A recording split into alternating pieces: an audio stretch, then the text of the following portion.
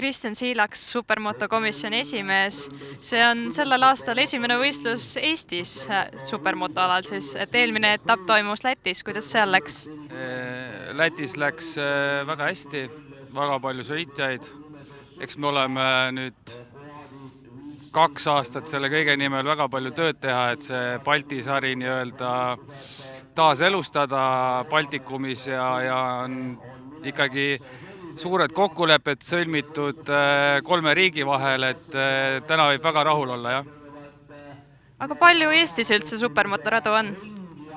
Eestis on omajagu supermotoradasid, ma arvan, et siuke 6-7, et võrdluseks võin tuua näiteks Läti, kus on ainult 2 rada, kus saab täna sõita, ja ka Leedu, kus on ka 2 rada, kus saab sõita, seega ma arvan, et sellepärast on meil täna siin ka 100+ sõitjat, et kõik tahavad sõita ja just selle Kulbilohu raja omapära, mis on hoopis teistmoodi nagu võrreldes teiste radadega, et see reljeef ja kõik on, et kõik sõitjad on väga rahul sellega, jah. Aga Eesti sõitjad käivad üsna palju siis Lätis ja Leedus ka võistlemas, et mis need peamised rajad seal on?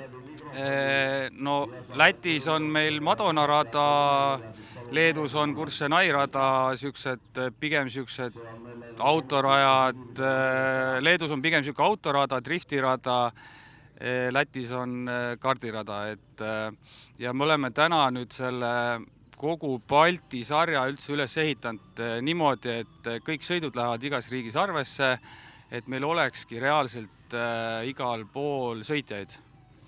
Ma vaatasin siin Kulbilohu rajal on kohati uus asfalt peal, et kui tihti supermotoradasid üldse uuendatakse?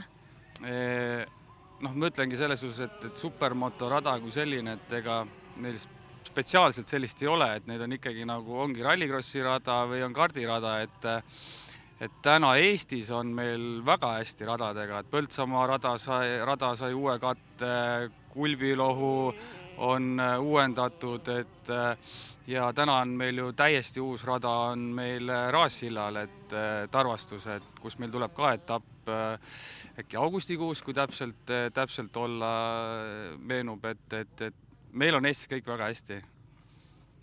Aga võtame üldisemalt, et kuidas Supermoto, ütleme, 5-6 aasta jooksul arenenud on? No ütleme niimoodi, et on ikkagi võib-olla natukene kallim ala, võib-olla väiksem ringkond, aga kui me täna näeme, et meil on ikkagi, muidu oli siin 50-60 sõitjat, siis eelmine aasta me saime Kulbilohus 100+ ja saame ka seda see aasta, et ma arvan, et läheb nagu ikkagi tõusujoones, sest et täna meil on ikkagi palju juunioreid, kes sõidavad Euroopas ja kes sõidavad väga kiiresti, et seda näitas ka eelmine aasta ja hooaeg, kui ju Mattias Vetkin tuli Euroopas hõbedale juuniorite klassis. Supermoto populaarsus siis ongi aastate jooksul tõusnud, siis jälle langenud ja nüüd paistab, et on jälle tõusuteel. Et oled sa siis tuleviku suhtes entusiastlik?